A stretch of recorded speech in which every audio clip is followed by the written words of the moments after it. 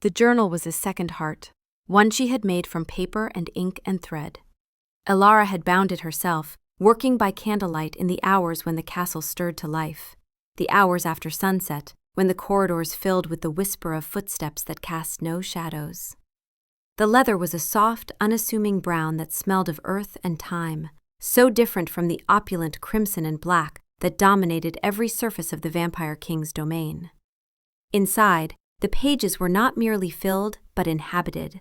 They held the press of a blood rose, one of the rare night-blooming flowers from the eternal gardens, its petals thin as memory, its color a deep burgundy that had faded to dusty pink against the cream paper. She had found it on one of her solitary walks through the moonlit courtyards, and it had reminded her of him. Beautiful, dangerous, thriving in darkness. They held charcoal sketches of Theron's hands, the elegant, careful way he held a crystal glass of dark wine, the tension in his knuckles when he was deep in thought, reviewing reports from his generals. She had spent a week on the curve of his thumb alone, trying to capture both the strength and the strange gentleness she sometimes glimpsed when he thought no one was watching.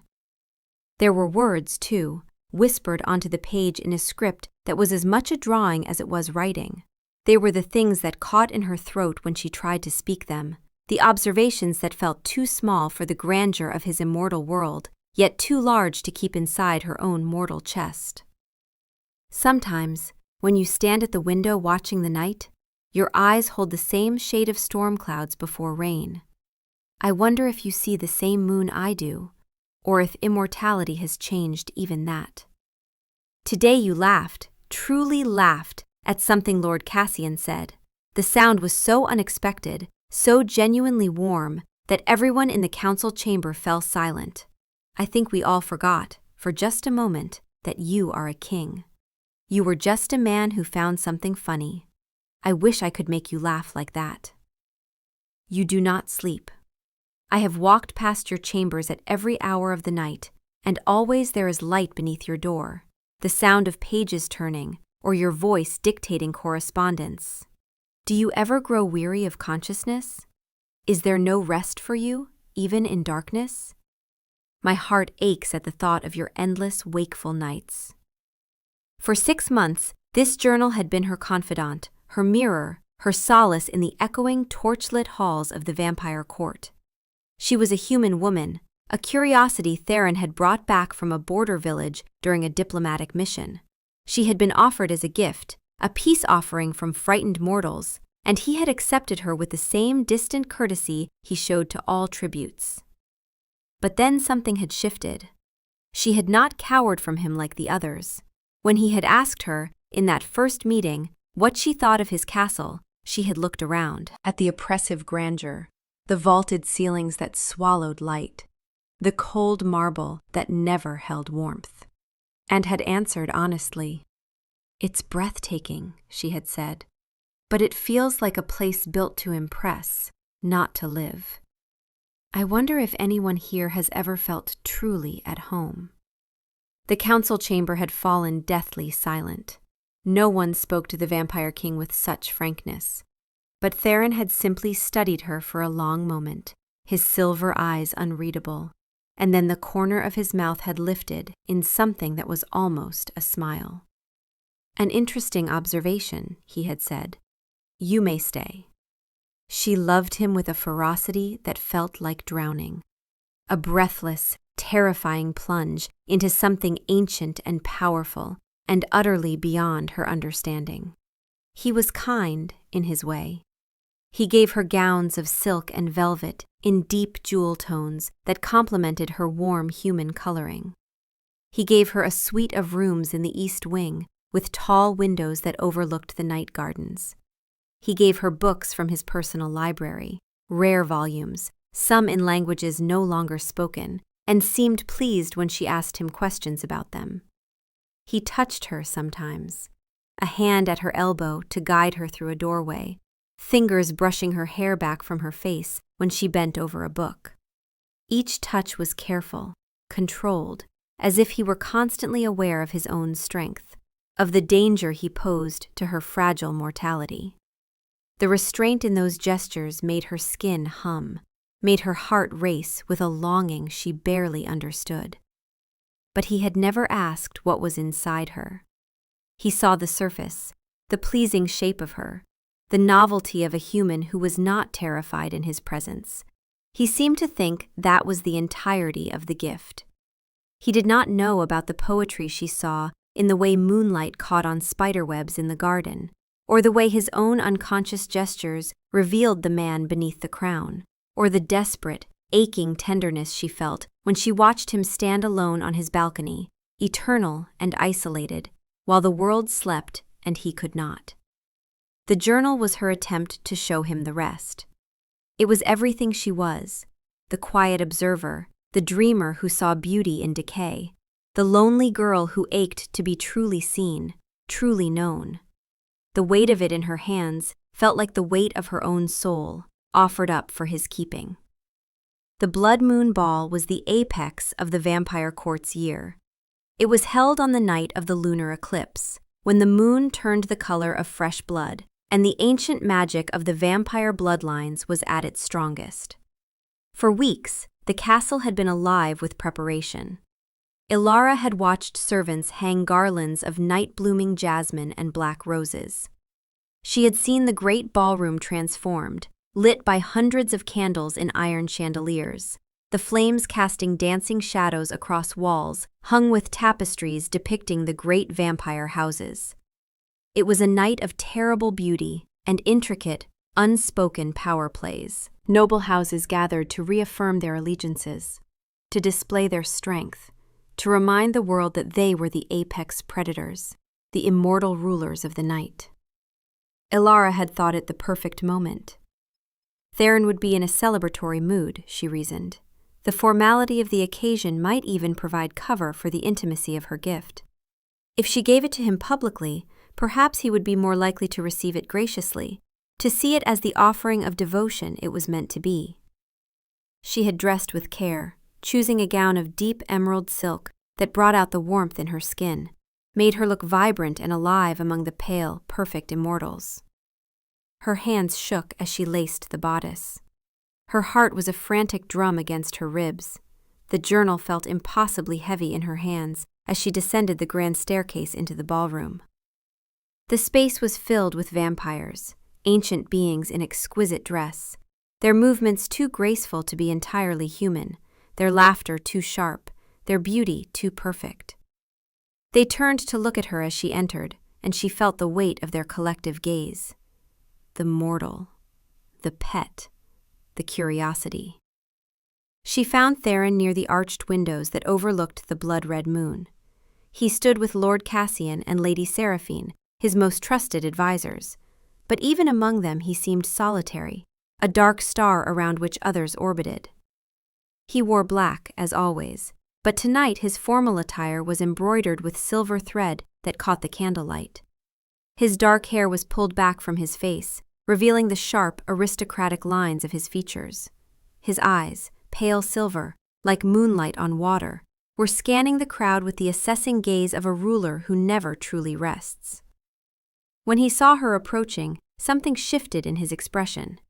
His posture softened, almost imperceptibly.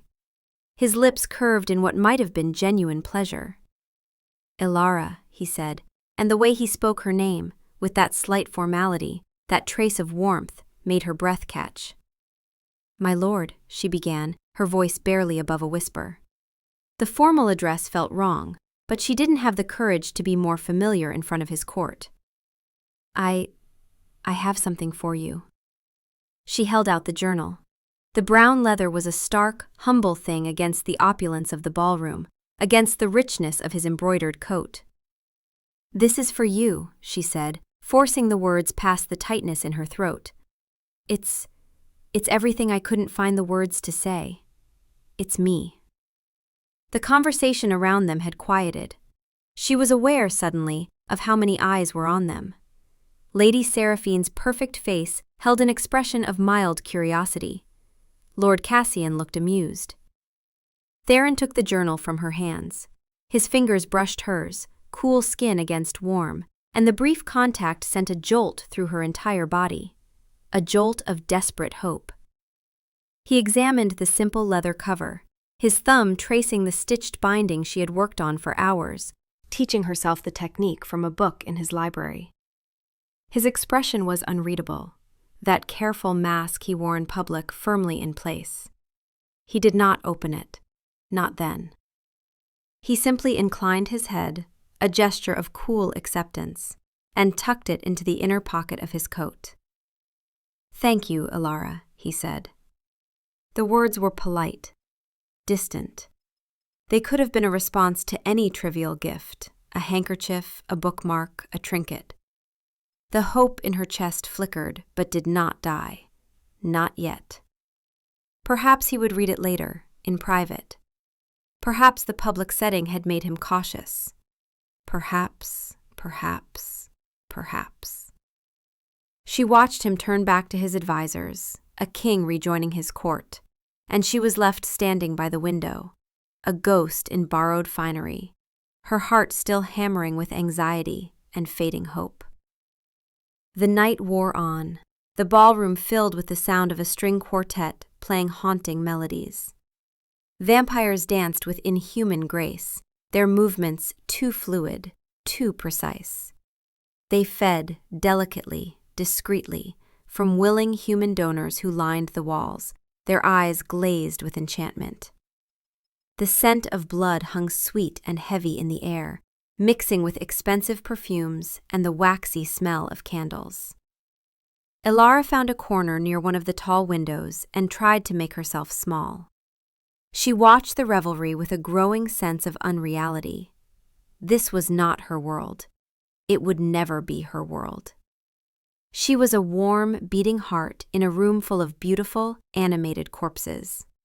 She was temporary, mortal, already dying from the moment she was born. And then she saw him. Theron stood in the center of a circle of nobles, the ancient ones, the pure bloodlines. Lord Cassian with his cruel, beautiful mouth and his reputation for creative torture. Lady Seraphine with her silver hair and her laugh like breaking glass. Lord Victor, who was rumored to be over 1,000 years old, and who looked at the world with the bored detachment of someone who had seen everything twice. They were the elite, the inner circle, the ones whose power was absolute, whose word was law, whose approval meant everything in this midnight realm. And in the center of them stood Theron, her Theron, pulling the brown leather journal from his coat. A cold dread, colder than any vampire's touch, began to seep into her bones. He opened it, his head tilted with a kind of detached curiosity, the way one might examine an interesting insect. He turned a page, then another. A slow smile spread across his face. It was not the smile she had sketched in secret, the rare, genuine expression that transformed his features and made him look almost human. It was something else entirely. Something sharp, something dismissive. It was the smile of a king looking at a peasant's offering and finding it quaint. Then he passed it to Cassian. The world seemed to slow, to warp around her. The music became a dull, distant thrumming. The candlelight blurred. Everything narrowed to that circle of immortals and the journal, being passed between them like a tavern jest. She could see Cassian's shoulders shaking with silent laughter. He pointed to one of her sketches, the study of Theron standing at his window, his expression unguarded, vulnerable in a way he never was in public. She had tried to capture the loneliness she sensed in him, the weight of his endless, wakeful existence. Cassian showed it to Seraphine. Her perfectly sculpted lips twisted into a smirk. She leaned in, reading a passage aloud. Alara couldn't hear the words over the roaring in her ears, but she could see the cadence, mocking, exaggerated, theatrical. The circle of nobles rippled with amusement. They passed the journal from hand to hand, a curiosity, a novelty. Each smirk, each condescending glance was a physical blow. They were laughing at the pressed rose, at the shaky script of her deepest feelings. at the charcoal lines that had traced the face of the man she loved with desperate, tender precision. They were laughing at her heart. Victor said something, his ancient face creasing with amusement, and the entire group erupted in genuine laughter. The kind of careless, cruel laughter that comes easily to those who have never known vulnerability, who have never risked their heart only to have it crushed. And Theron stood there, watching them. That faint, indulgent smile still played at his lips. He was not reading the journal himself. He had already dismissed it, already judged it unworthy of his attention. He was simply allowing this, permitting his inner circle to amuse themselves with the pathetic offerings of a mortal girl who had foolishly mistaken his kindness for something more. He did not stop them. He did not defend the gift or the giver. He had taken her heart, this fragile, paper and ink thing she had offered him with trembling hands, and thrown it to his courtiers for their entertainment. How quaint, she could almost hear them thinking. How terribly, earnestly human. How mortal, to think such simple sentiments could matter to beings like us. Then, across the crowded room, through the sea of pale, perfect faces, Theron's eyes found hers. For one split second, his smile faltered. He saw the look on her face, the utter devastation, the bloodless shock, the complete collapse of everything she had built her hope upon. His expression shifted, something that might have been discomfort flickering across his features. But it was only a moment, only a heartbeat. He gave a slight, almost imperceptible shake of his head, a gesture that said, "Don't be so dramatic, don't make a scene, you're embarrassing yourself." Then he turned back to his friends, leaving her impaled on the silence. That was the moment. The moment the vibrant, tumultuous, hopeful thing inside her went utterly and completely quiet. The world, which had been a symphony of feeling, every sensation amplified by her love for him, every moment colored by the desperate hope that he might one day feel the same, became a single, flat, silent note. She turned, an automaton in a borrowed gown. She walked out of the ballroom on legs that didn't feel like her own, her footsteps soundless against the marble floor. She did not look back. She heard their laughter follow her into the corridor, echoing off the vaulted ceilings, chasing her through the cold, empty halls. The quietness was a physical presence in the months that followed. It settled in her chest like a stone, heavy and cold. The world, once a riot of color and sensation that she had eagerly captured in her journal, now seemed rendered in shades of gray. The silk gowns Theron had given her felt like burial shrouds against her skin. The food, rich meats and exotic fruits brought from distant lands, tasted of ash and dust. She moved through the castle's grand halls, a wraith haunting the edges of its vibrant nightlife. She did her duties, what few she had, with a placid obedience that was mistaken for contentment. She attended dinners when summoned. She sat quietly in the corner during council meetings, a decorative presence. She smiled when smiled at, a mechanical upward turn of her lips that never reached her eyes.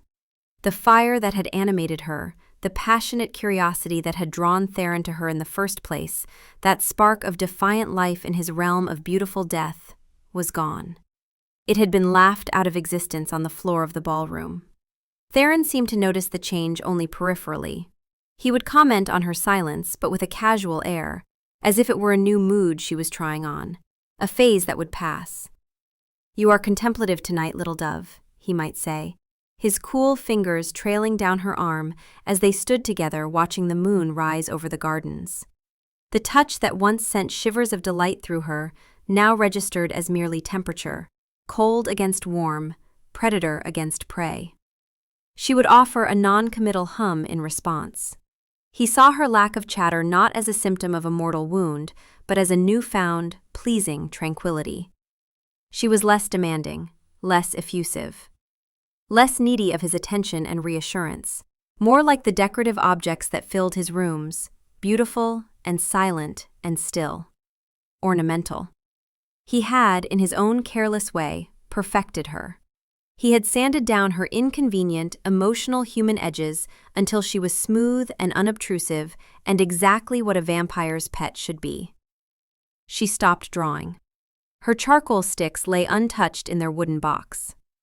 The sketchbook he had given her, fine, expensive paper bound in tooled leather, remained pristine, its pages blank.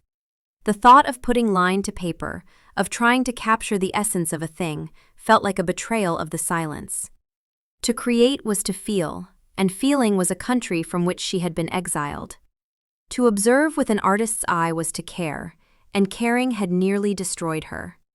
Her hands, once so restless and expressive, always reaching for a pencil, always tracing invisible patterns in the air as she thought, now lay quiet in her lap.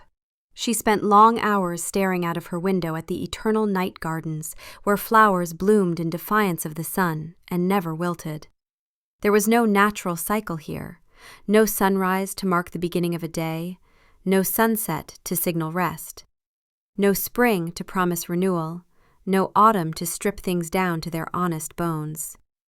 It was all stasis, beautiful, perfect, unchanging stasis.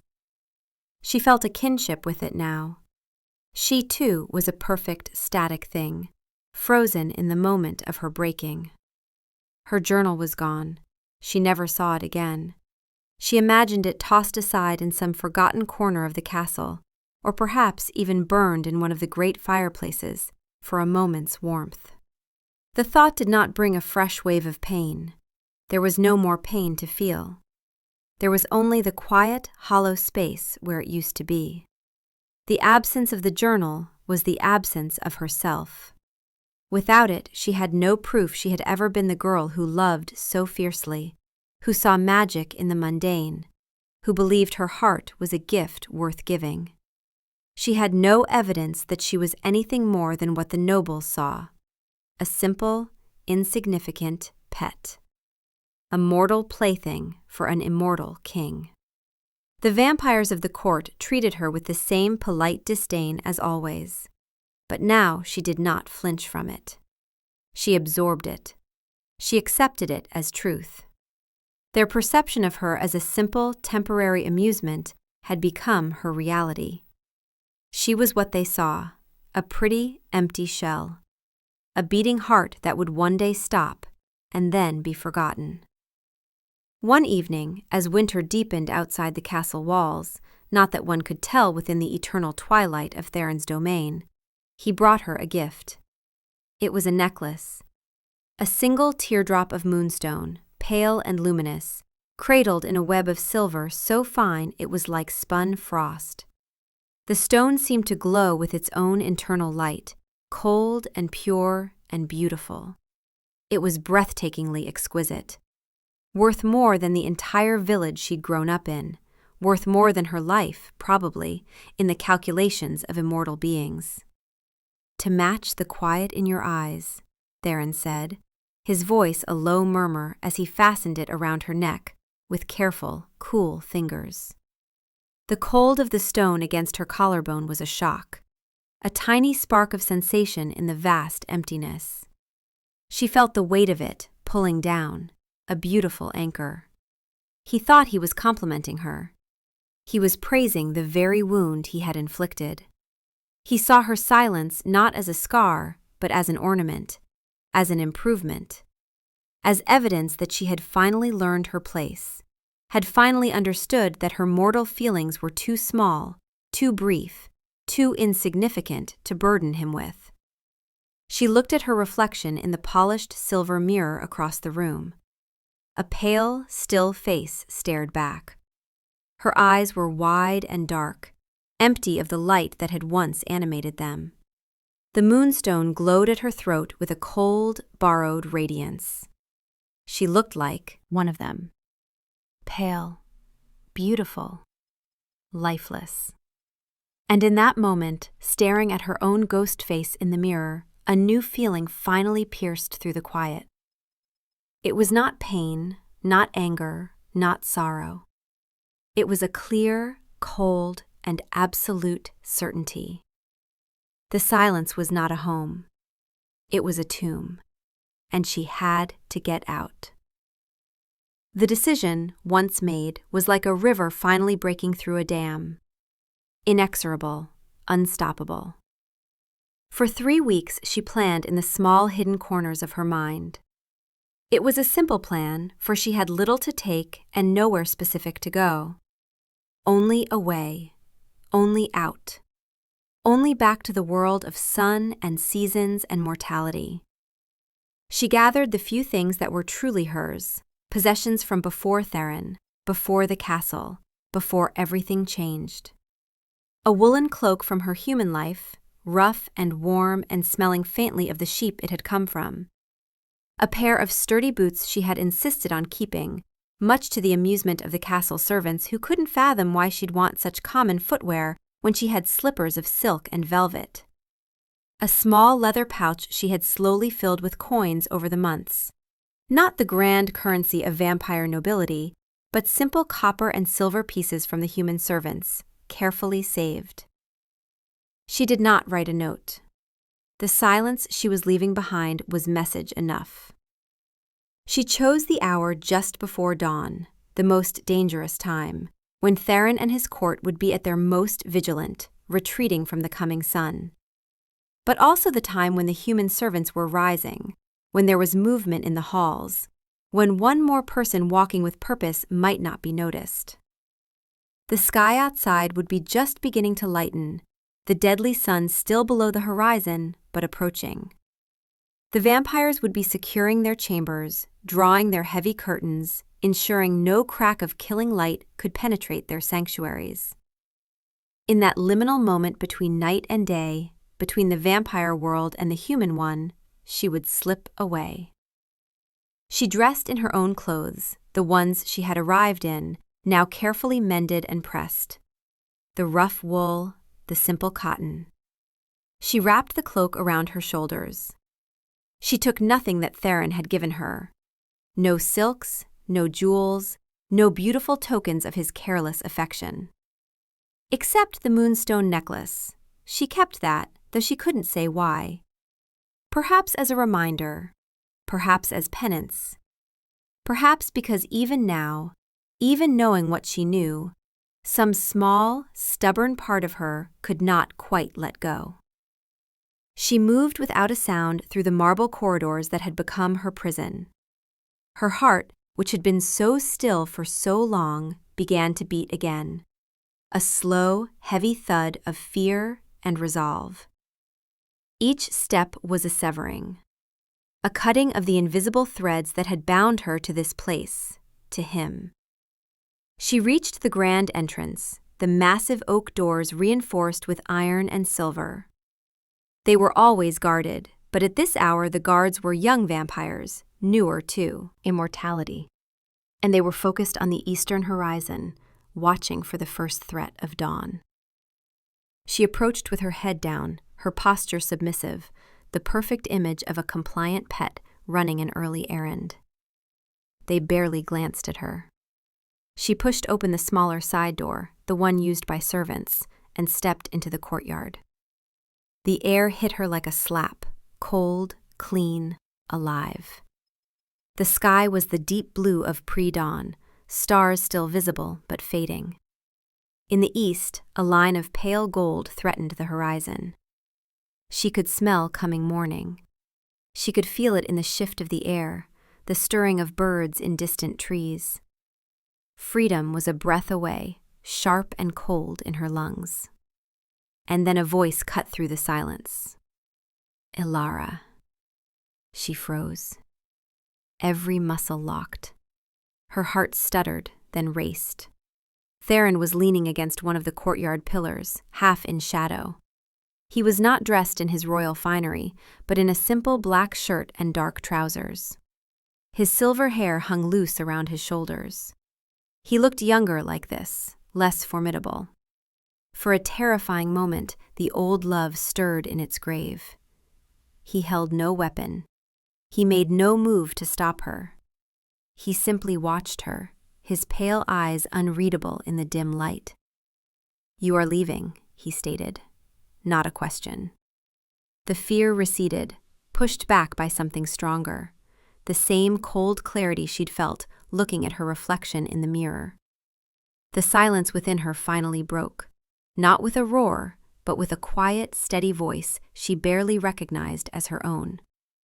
Yes, she said. She clutched the strap of her small bag, her knuckles white. I am. He took a step closer, moving with that predatory grace that was so essentially him, controlled, precise, dangerous. Why? He asked, and there was genuine confusion in his voice. Have I not given you everything? Fine rooms, beautiful clothes, access to knowledge most mortals never dream of. Protection? Comfort? A place in my home? And there it was. The fundamental, unbridgeable chasm between them. He thought in terms of things, of material comfort and physical safety. He had given her a beautiful cage and could not understand why the bird would choose to fly into danger instead. You gave me things, Theron, she said, her voice steady despite the pounding of her heart. You gave me silks and jewels and empty rooms. But you never gave me you. You never saw me. And when I tried to show you who I was, when I offered you the most honest part of myself. She took a breath, forcing the words past the tightness in her throat. You made it a joke. She saw a flicker of confusion in his eyes. He didn't understand. He genuinely didn't know what she was talking about. The journal. The ball. That night. It had been nothing to him. A minor, forgotten incident in a centuries-long existence. For her, it was the end of a world. So she told him. She told him everything. The words poured out, not with heat or passion, but with the flat, desolate finality of an epitaph being carved in stone. Do you remember the journal I made for you? The one I gave you at the Blood Moon Ball? A dawning, uncomfortable recognition crossed his features. His expression shifted, became guarded. I poured my soul into that book, she continued, her voice never wavering. Every hope, every fear, every quiet observation. I sketched your hands because I found them beautiful, powerful, and careful at once. I pressed a blood rose because it reminded me of you, and I wanted to keep something of beauty close to my heart. I wrote down the things I noticed about you, the small moments of humanity I glimpsed beneath the crown, the way you looked when you laughed, the loneliness I sensed in you during your endless wakeful nights, the tenderness I saw when you didn't think anyone was watching. She saw him flinch, a rare crack in his perfect composure. It was the truest thing I had to give. It was everything I was, every vulnerable, fragile, mortal part of me. And you. Her voice threatened to break, but she steadied it. You gave it to Cassian and Seraphine for a laugh. You stood there and watched them mock the most vulnerable part of me. You let them turn my heart into entertainment. You made my love a joke. It was, he started, his voice rough. It was not meant to. No, she cut him off, the words sharp. Don't tell me it wasn't meant to hurt me. Intent doesn't erase impact. You were careless, and they were cruel, and you allowed it. That night, you taught me that my love was worthless. You taught me that my soul was quaint. You took everything I was and made me feel small, and foolish, and pathetic for ever believing that a mortal's feelings could matter to an immortal king. She looked him straight in the eye, this being she had loved to the point of her own erasure. I have been small ever since. I have been silent and empty, and I cannot live like this anymore. I would rather die in the sun, in the world I was born for, than survive forever in a palace that feels like a tomb. The eastern sky was lightening. In minutes, the sun would crest the horizon. She could see the awareness of it in his eyes, the ancient instinct to retreat to safety. But he didn't move. If you ever cared for me, she whispered, the words hanging in the cold air between them. Even a little, even for a moment, let me go. He stood there for a long moment, the silence stretching between them. She saw a war in his eyes, pride fighting against something else, something she couldn't name. Something that might have been regret or loss, or the recognition of a mistake he could never undo. He could have stopped her. He had the power.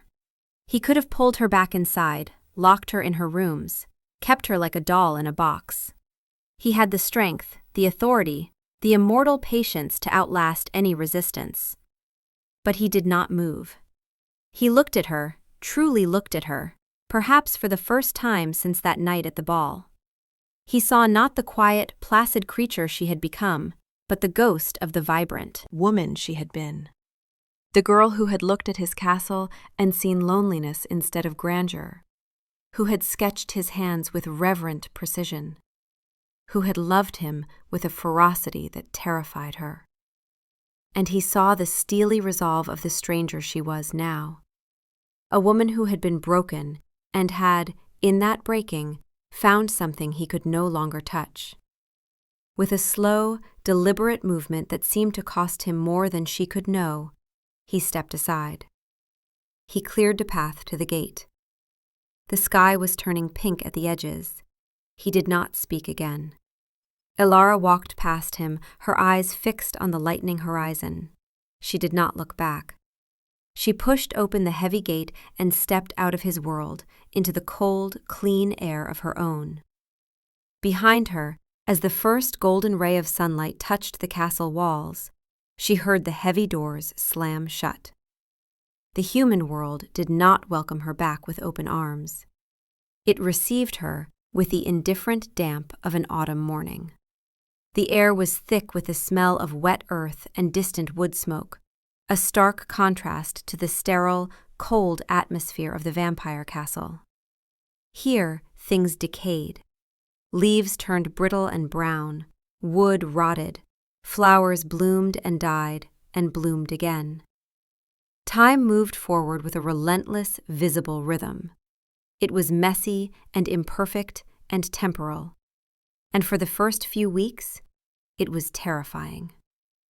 She found a small room to let above a bakery in a town 2 days' walk from the castle.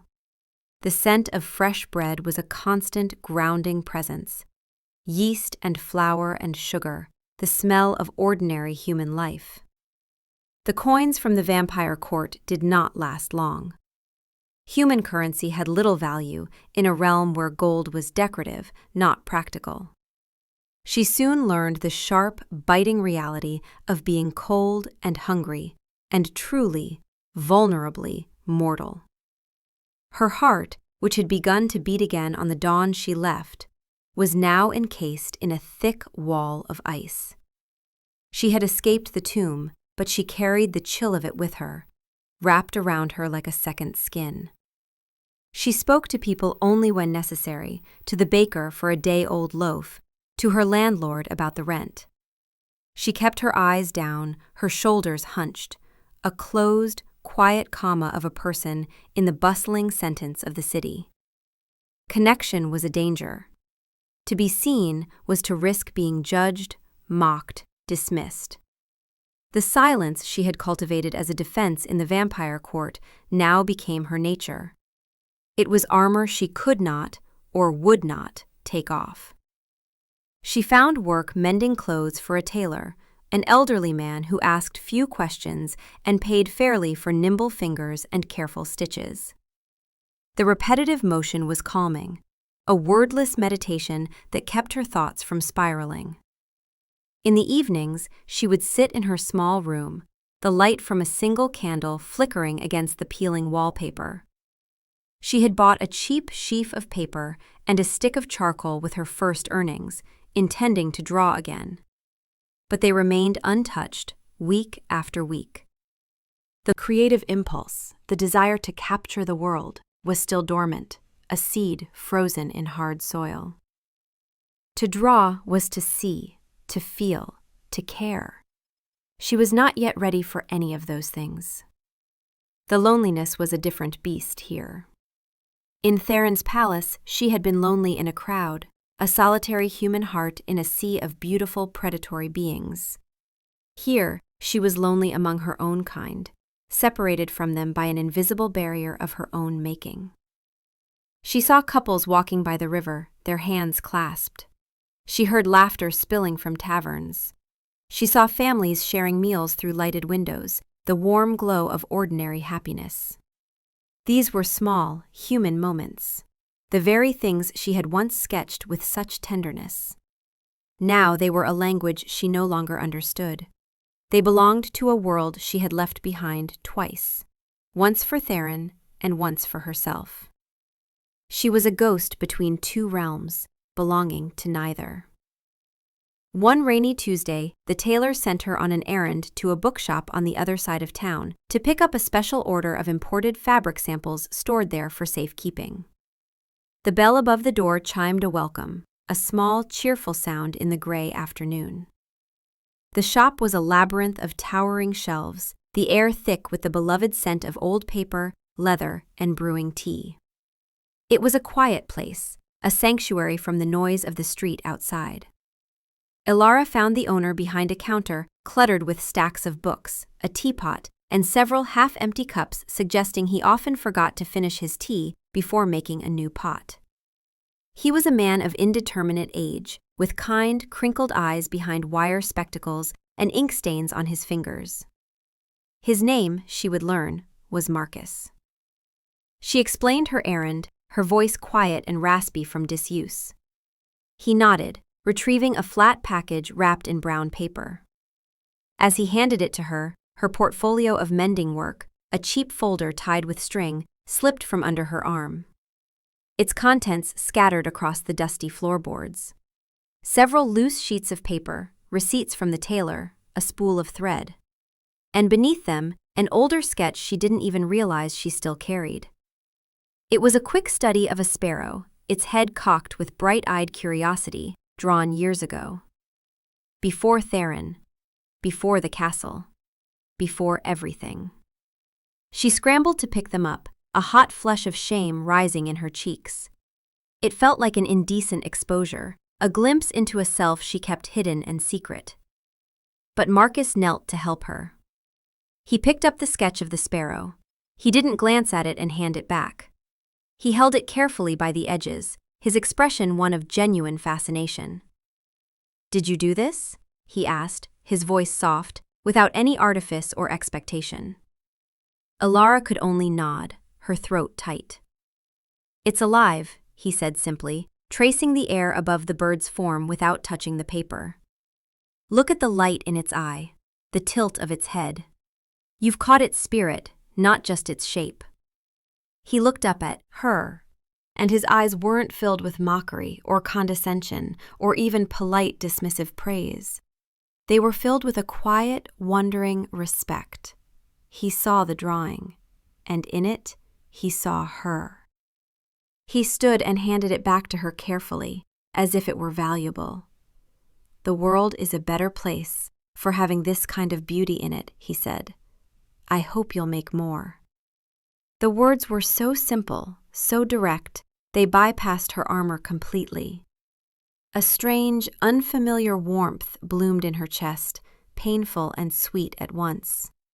It felt like the first rays of sun after a long, hard winter, like blood returning to a limb that had gone numb. "It's just a bird," she mumbled, her gaze fixed on the floorboards, unable to meet his eyes. "No," he said gently, "it's not. It's the way you see a bird. And that's a gift. That's worth sharing." He gestured to the teapot on the counter, steam still rising from its spout. "I was just making tea. Would you like a cup? No charge for artists on rainy days." He wasn't asking for anything. He wasn't trying to charm her or impress her or gain something from her. He was just offering a moment of warmth, a simple kindness that expected nothing in return. For the first time in a very long time, Elara looked someone in the eye and said, "Yes, I'd like that very much." That cup of tea was the beginning. It was followed by another, a week later, when she returned to the shop with a book she'd borrowed. Marcus didn't press her for conversation. He didn't ask intrusive questions about where she'd been or what had happened to her. He simply shared the quiet space of his shop, talking about the books he loved, the stories they held. He spoke of characters as if they were old friends. He created a space where silence wasn't an absence, but a comfortable presence. He let her be. Slowly, tentatively, like a flower unfurling in careful stages, Allure began to uncurl. She started bringing her sketchbook with her. She would sit in a worn armchair by the window, drawing the dust motes dancing in the afternoon light, the spines of the books, the way the rain traced paths down the glass. Small things, safe things, things that couldn't hurt her. Marcus never looked over her shoulder. He never demanded to see her work. But one day, she left a finished sketch on the table, a drawing of the fat ginger cat that slept on a pile of encyclopedias, its expression one of supreme, unbothered contentment. When she came back the next week, she saw it framed, hanging on the wall behind the counter. It was a simple, cheap wooden frame, nothing grand or expensive. But it was presented with the gravity of a masterpiece in a gallery. Her charcoal lines, her humble vision, was on display, celebrated. She stared at it, her heart doing a strange, fluttering dance in her chest. Theron had been given a book filled with her soul and had allowed it to be mocked. Marcus had found a simple drawing on a table and had treated it like a treasure. "I hope you don't mind," Marcus said, noticing her, staring. "It made me smile every time I looked at it. I thought it deserved to be seen." She shook her head, unable to speak past the tightness in her throat. She began to draw for him. Small things at first, a sketch of his hands, calloused from lifting crates of books as he repaired a broken binding with needle and thread. A rendering of his lopsided spectacles resting on an open book. He accepted each one with a quiet, solemn gratitude that touched her more deeply than any flowery praise ever could. He wasn't seeing a curiosity or a pet or a project. He was seeing an artist. He was seeing her. He learned the stories behind her silence without ever demanding she speak them. He understood that she was a house with locked rooms, and he did not demand the keys. He simply sat on the porch, so to speak, offering his quiet company, trusting that one day she might feel safe enough to open a door. And one day, she did. It was a quiet evening in early spring. The shop was closed, but Marcus had invited her to stay for dinner, a simple meal of bread and soup and cheese. They sat at the small table in the back room, surrounded by books that needed mending, and the words just came. She told him about the vampire court, about the cold beauty and the crushing loneliness. She told him about a king with silver hair and a careless heart. She told him about a journal and a ball and a betrayal that had hollowed her out from the inside. She spoke of it all in a low, flat voice, expecting him to recoil, expecting him to see her as damaged or foolish or used. Instead, he just listened. His gaze was full of a profound, uncomplicated empathy. When she finished, there was a long silence, filled only by the ticking of a grandfather clock in the corner. Then he reached across the table and gently covered her hand with his. His hand was warm, solid, human, alive. "He didn't deserve your art," Marcus said, his voice thick with emotion. "He didn't deserve your heart. What he called worthless, some of us would call that priceless." And something inside her, something she thought had been destroyed forever, stirred. Hope, small and fragile, but real. The first gift she made for him with true intention was a small, intricate bookmark. It was not a grand gesture. It was a tiny thing, a slip of leather into which she had burned a design with a heated needle, working late into the night by candlelight. The design was of a sparrow, like the one in her first drawing, but this one was in mid-flight, its wings spread wide. It was a symbol of her own tentative, fragile freedom. A bird that had escaped its cage, and was learning, slowly, to fly. She presented it to him shyly, wrapped in a scrap of cloth. He unwrapped it with the care of a scholar handling an ancient manuscript. He looked at the tiny, perfect bird, then at her, and his eyes were shining with emotion. He didn't tuck it into a random book. He carefully, reverently, slipped it into his wallet. "So I can keep it with me always," he said, his voice soft. And she knew that he would. Years later, she would catch glimpses of it, the leather softened with age, but the sparrow still flying, every time he opened his wallet to pay for their groceries or a ticket to a play. It was there, always, carried close to his heart. Love, she was learning, wasn't a grand, terrifying opera of passion and possession. It was a quiet conversation. It was a shared cup of tea. It was a safe space to create. It was the steady, unwavering belief in the value of another person's soul. It was not supposed to make you smaller. It was supposed to give you the courage to fly. Years passed, measured not in the changeless nights of the vampire realm, but in the gentle, cyclical rhythm of human life. Spring bloomed into summer, autumn stripped the trees bare, winter covered the world in snow, and spring came again, faithful as breath. Allura's world, once contracted to the size of a single, silent room, expanded. She and Marcus married in a small ceremony in the bookshop, surrounded by the quiet, steadfast company of stories. They exchanged vows in the golden light of a summer afternoon, and when Marcus slipped a simple silver band on her finger, she felt the weight of it, not as a chain, but as an anchor, a promise, a choice freely made. They lived in the apartment above the shop, a space that was soon filled with the scent of her paints, the clutter of his books, and the sound of her laughter, a sound she had once thought lost to her forever. She became known in the city. Her art, once a secret whispered thing, was now her life. She illustrated children's books, her drawings full of the wonder she had rediscovered in the world, the magic in a dewdrop, the story in a weathered face, the courage in a small bird facing a wide sky. She painted portraits that captured not just the likeness of a person, but the light and shadow of their inner landscape.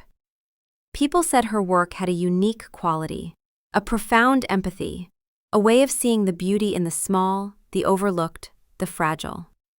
She knew it was because she had once been all of those things. Her love with Marcus was a garden they tended together. It was not a thing of dramatic pronouncements or fiery passion. It was built of small, daily acts of seeing. He would bring her a cup of tea when she was lost in her work, his presence a silent anchor.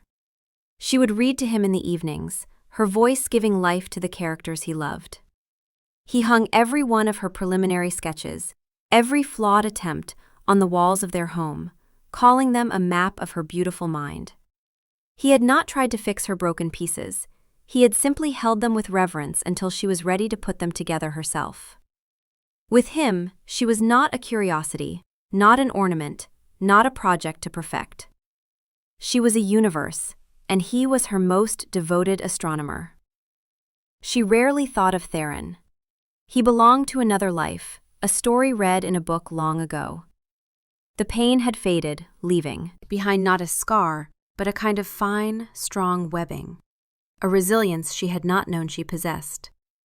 The memory of the vampire court was like a dream upon waking, vivid in its details of candlelight and cold marble, but emotionally distant, its power to wound long since dissipated. She was whole, more than whole. She was larger than she had ever been, her life filled with a richness and warmth she had never imagined possible. Love, she had learned, was not a force that diminished. It was a space that allowed for infinite growth.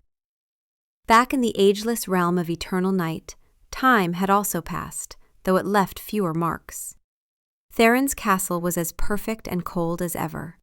The moon rose and set in its endless cycle.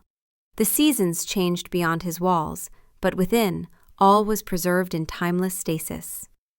He had taken other companions over the years, humans, and even other vampires. Beautiful creatures who shimmered and pleased and never, ever offered him a book filled with their soul. He had sought the quietness he'd found in Alara, but discovered that their silence was one of emptiness, not of depth. They were mirrors, reflecting his own grandeur back at him, showing him only what he already knew of himself.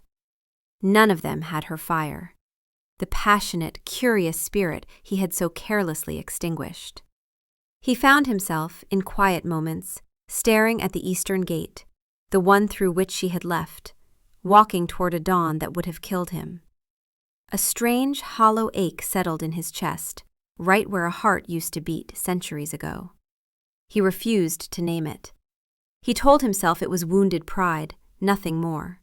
It was easier than admitting it was loss.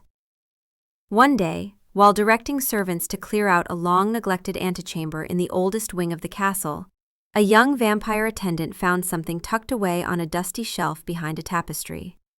It was a small, unassuming book bound in brown leather. Thinking it was refuse, the servant was about to toss it onto the pile for burning, when Theron, passing by, caught a glimpse of it. A flicker of memory, sharp and unpleasant, pierced through the fog of years.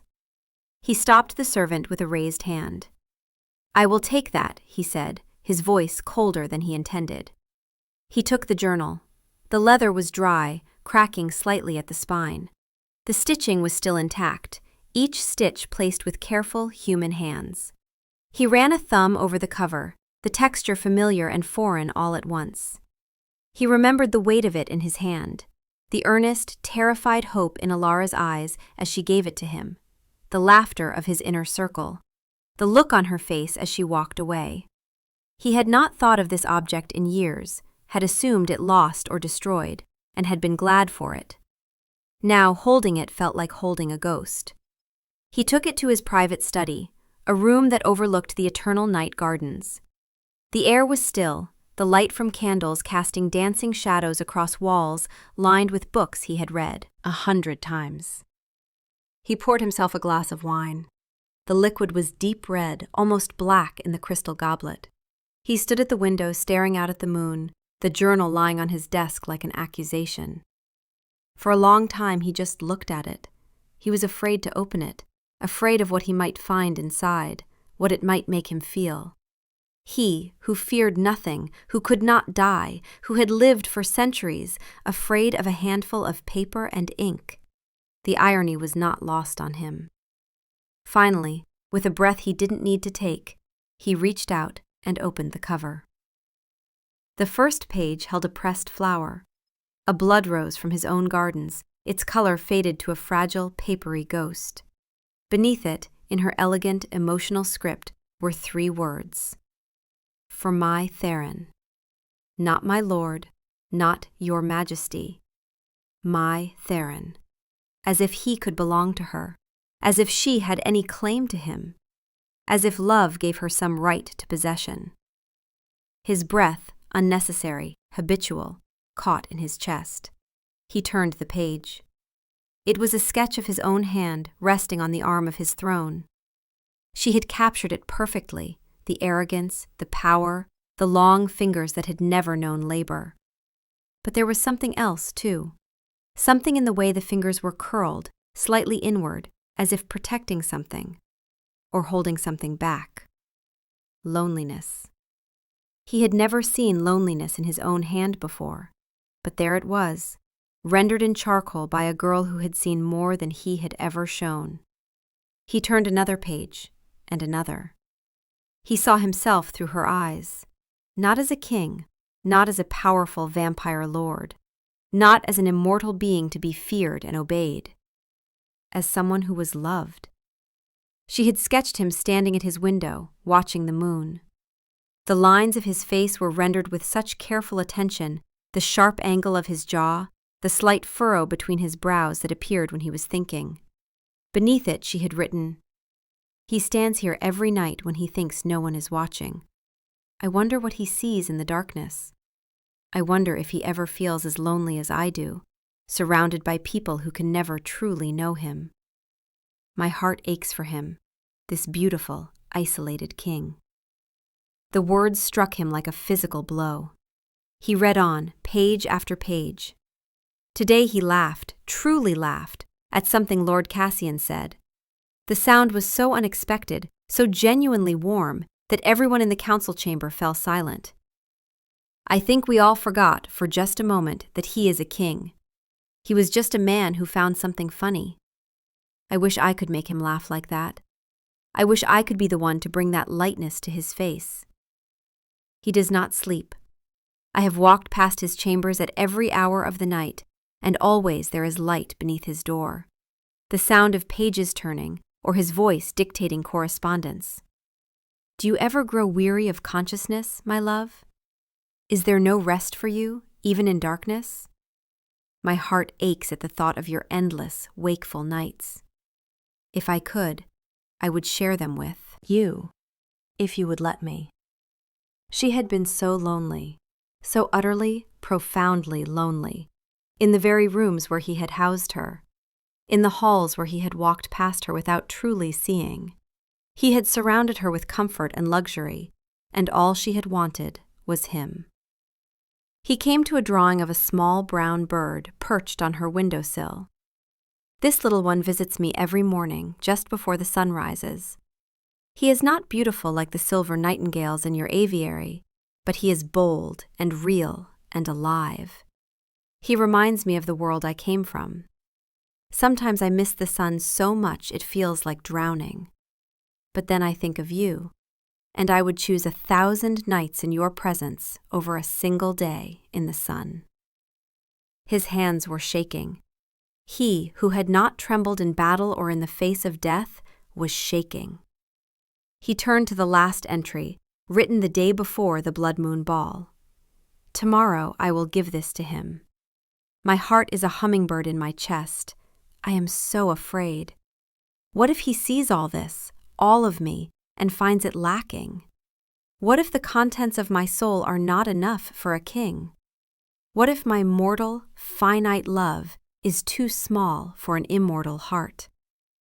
But love must be a risk. To be loved, one must be willing to be seen. I will be seen. I will offer him everything I am, and whatever he chooses to do with that offering, at least I will know I was brave enough to try. I love you, Theron. I love you with everything I am. I see you, not the king, not the vampire, but the man beneath. The lonely one who watches the moon. The one who carries the weight of centuries. The one who deserves to be loved, not feared. Please see me, too. He closed the book. The silence in the room was absolute. It was not the peaceful silence of his palace, the stillness he had cultivated over centuries. It was a vast, roaring emptiness. The echo of a life he could have had. She had offered him her entire world, a universe of quiet wonder, of earnest love, of profound and gentle observation. She had handed him her very soul, bound in leather and stitched with her own hands. And he, in his arrogance and his pride and his fundamental inability to see beyond his own existence, had not only failed to see its value, he had held it up to the light and declared it worthless. He had held something priceless in his hands and had called it a trifle. He had taken the fierce, beating heart of a woman brave enough to love an immortal monster, and he had thrown it to his court for entertainment. The wine in his goblet remained untouched, growing cold in the ancient air. He sat alone in his silent, perfect room, the ghost of her journal in his hands, and for the first time in his long, immortal life, Theron understood the true meaning of poverty. He was a king of a vast and powerful realm. He had wealth beyond measure, power beyond question, time without end. And he had absolutely nothing at all. Somewhere, in a city warmed by the sun, a woman with gentle hands and a free heart was painting in a room full of light. She did not think of him. She had found her home. And he would spend eternity in the cold, clutching the journal of a love he had been too blind to see.